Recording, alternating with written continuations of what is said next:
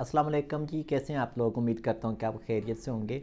अच्छा, बहुत सारे साइकोलॉजिस्ट ऐसे हैं जो कि बहुत सारे अस्पतालों में काम कर रहे हैं, लेकिन हॉस्पिटल इंतज़ामिया जो है उनको रखती है कुछ परसेंटेज पे। किसी को 70/30, किसी को 60/40, कुछ इस तरह से कि जी जो क्लाइंट आएगा तो उसमें से 70% आपको होगा, 30% हमारा होगा। फिर इसी तरह से कुछ पेशेंट्स ऐसे होते हैं जिनका, कुछ इदारे ऐसे होते हैं जो कहते हैं चलो 60% आपको होगा, 40% हमारा होगा। वो अपनी अपनी उनकी मतलब कि जो पॉलिसीज़ हैं उसके मुताबिक वो काम कर रहे होते हैं। अब होता यह है कि साइकोलॉजिस्ट जहाँ पर भी बैठते हैं उनको लगता है कि शायद अगर वहाँ पर साइकेट्रिक को ओपीडी होती या साइकेट्री यूनिट होती तो उनके क्लाइंट्स ज़्यादा बढ़ते। ऐसा हरगिज़ नहीं है। ठीक है, साइकेट्रिक के साथ आपके पेशेंट्स हैं, लेकिन वो ज़्यादा रेलेवेंट हैं क्लिनिकल साइकोलॉजी के साथ। लेकिन आप हेल्थ साइकोलॉजी वाले भी हो, आप अप्लाइड वाले भी हो, आप बीएस वाले भी हो, ठीक है, आप क्लिनिकल वाले भी हो, नो डाउट, ठीक है। लेकिन ये है कि क्या सारे पेशेंट्स ही साइकेट्रिक पेशेंट आप डील कर पाओगे? ऐसा पॉसिबल नहीं होता। या फिर कुछ जगह ऐसी होती हैं जहाँ पर रेजिडेंशियल ट्रीटमेंट होता है तो चलो वहाँ पर साइकोलॉजिस्ट भी और साइकेट्रिस्ट भी, मेडिकल ऑफिसर्स भी सारे काम कर रहे होते हैं, तो वहाँ पर ओपीडी वाला काम इतना नहीं होता। वहाँ पर आप बड़े अच्छे से इत्मीनान से अपना काम कर सकते हो। लेकिन क्या साइकोलॉजिस्ट का काम सिर्फ साइकेट्रिक ओपीडी के साथ ही होता है या बाकी भी कहीं होता है? या अपना क्लाइंट एज हम बढ़ाते कैसे हैं? जितने भी आप एचएलपीएस के मेंबर्स हो, आप लोगों को मैं पढ़ा चुका हूँ कि हमारा काम सिर्फ़ और सिर्फ एक साइकेट्रिक यूनिट में नहीं है, हमारा बहुत सारी जगहों पर है। एक हॉस्पिटल के अंदर ही अगर हम एक एक चीज़ को टच करेंगे तो बहुत सारी जगहों पर हमारा काम होता है। एक हॉस्पिटल है जिसको अगर आप देखते हैं तो अगर एक नॉर्मल हॉस्पिटल भी उसको अगर आप देख लेते हो कि 50 की ओपीडी होती है, 50 लोग वहाँ पर रोज़ाना के आते हैं। एक छोटा हॉस्पिटल आप देख लो, 50 के करीब वहाँ पर अगर लोग आते हैं, या चलो 100 कर लो, या जितने भी हैं, ठीक है। क्या वो सारे के सारे लोग, उनको मेंटल हेल्थ की ज़रूरत नहीं? ज़रूर ज़रूरत है। मेंटल हेल्थ में एक चीज़ याद रखिएगा कि जब कभी भी हम मेंटल हेल्थ और फिज़िकल हेल्थ की बात करते हैं तो फिज़िकल हेल्थ में लोग बाज़ औक़ात, बल्कि ज़्यादातर जो है, उनको कोई ना कोई हेल्प करता है। मिसाल के तौर पर एक्सीडेंट हो गया खुदा न खास्ता, तो कोई बंदा जाएगा तो उनको उठाकर हॉस्पिटल तक लेकर जाएगा। उनका खुद भी दिल चाह होगा कि वो हॉस्पिटल में जाएं कि उनका ट्रीटमेंट हो जाए। इसी तरह से अगर आप मेंटल हेल्थ की बात करेंगे तो यहाँ पर अगर किसी बंदे को ट्रॉमा हो या कोई सदमा हो या कुछ इस तरह की चीज़ हो, उसको भी इमोशनल सपोर्ट की ज़रूरत होती है। यूँ समझ लें कि उसको भी किसी बंदे की ज़रूरत होगी जो उसको अच्छे जो है ना प्रोफेशनल तक पहुँचाएगा। तो ज़ाहिर बात है जितनी अच्छी जगह पर वो पहुँचेगा उसका ट्रीटमेंट उतना अच्छा हो सकता है। बिलफ़र्ज़ आपके हॉस्पिटल में इमरजेंसी भी है। इमरजेंसी अमूमी होती है जिसको आप ईआर भी बोलते हो, इमरजेंसी रूम्स। फिर उसके बाद एमसीएच होते हैं जिसको लेबर रूम भी बोलते हैं, या मदर एंड चाइल्ड हेल्थ के जो रूम्स होते हैं, ठीक है, एमसीएच होता है। इसके अलावा आप देखें एक लफ्ज़ इस्तेमाल करते हो, कैंगरू मदर केयर, केएमसी जिसको बोलते हैं, या आम हालात में जिसको नर्सरी भी बोलते हैं पाकिस्तानी। अगर उसमें हम देखें तो नर्सरी जहाँ पर बच्चे जो है ना पैदा होने के बाद पहुँचते हैं, और जो लेबर रूम होते हैं वहाँ पर अमूमी तौर पर अभी बच्चा पैदा हुआ नहीं होता। फिर उसके बाद वेटिंग एरियाज़ होते हैं, ठीक है, जहाँ पर मदर्स वेट कर रही होती हैं कि जब उनका वक्त आएगा तो उनकी डिलीवरी होगी। ये बात याद रखें कि हॉस्पिटल में पहुँचते ही बच्चा पैदा नहीं होता, टाइम स्पेंड करना पड़ता है, ठीक है।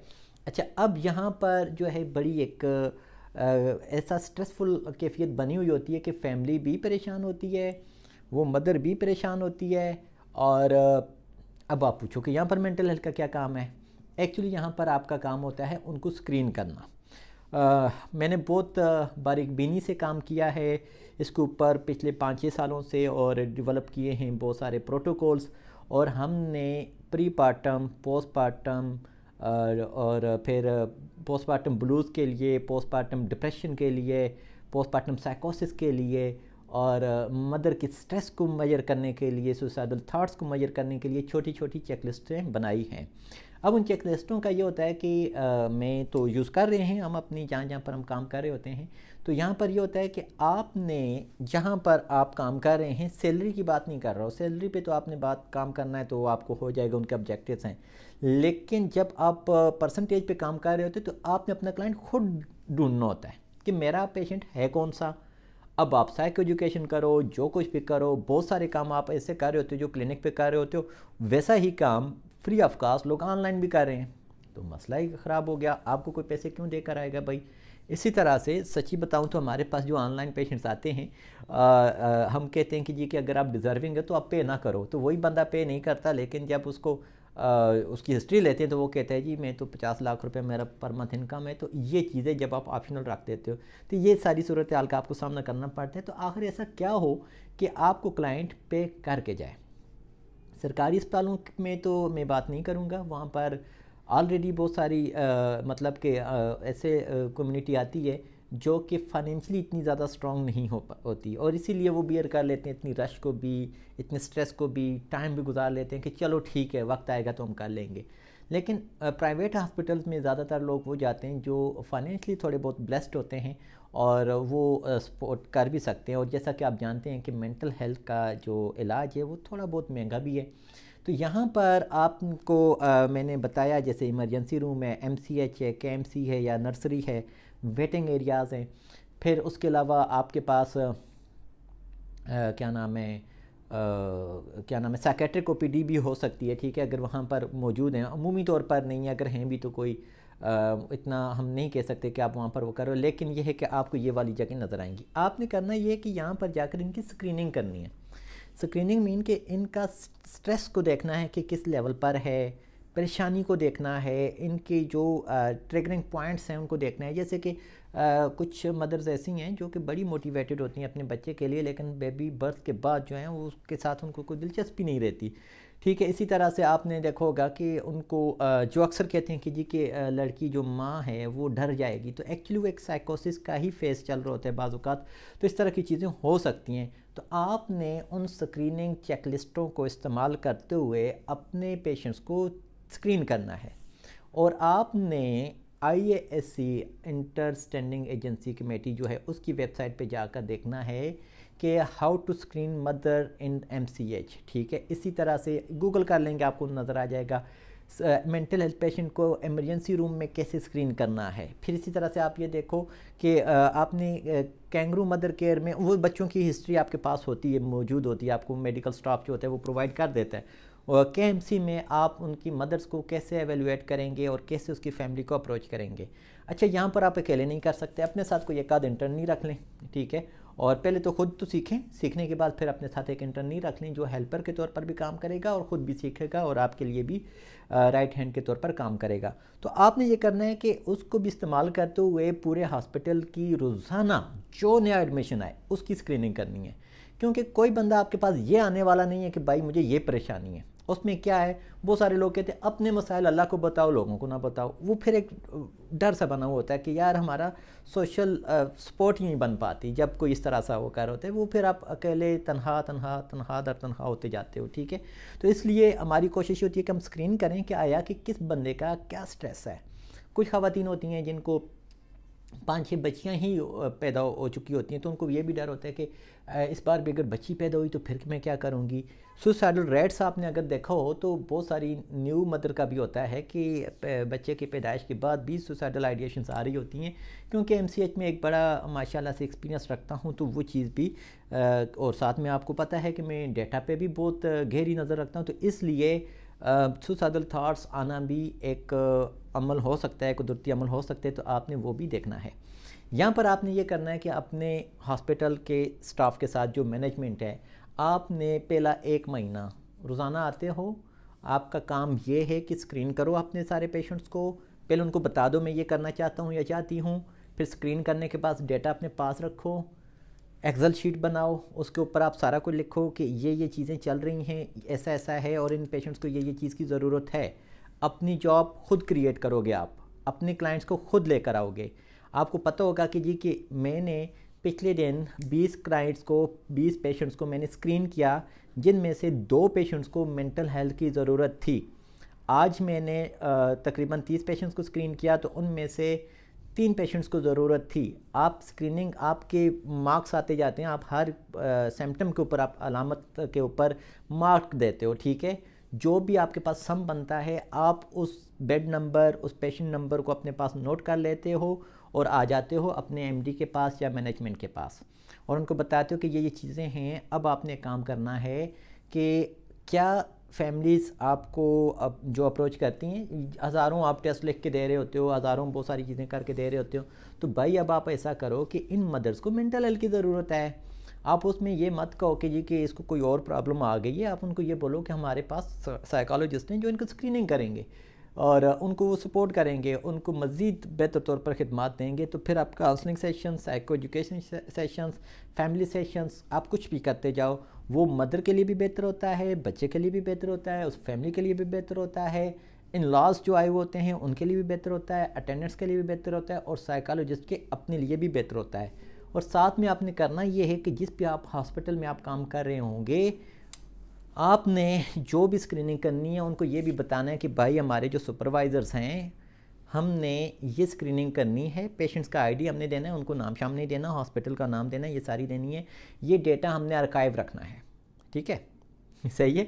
हो सकता है कि बहुत सारे लोग इस बात के साथ एग्री ना करें, वो बोलेंगे हाँ जी ठीक है आप करो। तो फिर आपने ये करना है कि एक रिक्वेस्ट करनी है हमारे info@HLPS पे कि जी कि मैं फ़लाँ हॉस्पिटल में काम कर रही हूँ या कर रहा हूँ, मुझे स्क्रीनिंग फॉर्म चाहिए, मुझे उसके लिए ट्रेन भी करें।